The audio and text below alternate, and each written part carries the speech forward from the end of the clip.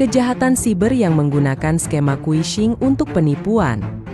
Di era kode QR, penjahat dunia maya menggunakan skema yang disebut phishing untuk menipu seseorang dan mengarahkan mereka ke situs web berbahaya, dengan tujuannya yaitu mengungkapkan informasi sensitif. Serangan phishing atau phishing kode QR yang umum memiliki 5 tahap utama, yaitu distribusi, penipuan, pemindaian, pengalihan, dan pencurian data.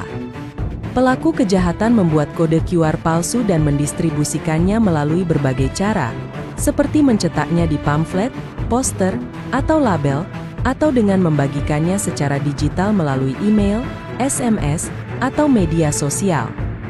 Kode QR palsu biasanya dirancang agar tampak asli dan mungkin menjanjikan penawaran menarik, diskon, atau layanan untuk memikat calon korban. Ketika korban menemukannya, mereka akan memindai kode QR tersebut. Setelah memindai kode QR, korban akan diarahkan ke situs web berbahaya yang meniru situs terkenal, lalu korban diminta untuk memasukkan informasi sensitif, seperti kredensial login, rincian pribadi, atau informasi keuangan.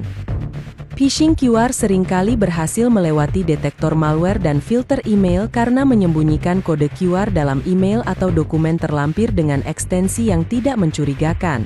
Ketidakjelasan ini, dikombinasikan dengan manipulasi emosional atau rekayasa sosial, mendorong korban untuk memindai kode QR berbahaya untuk tujuan penipuan.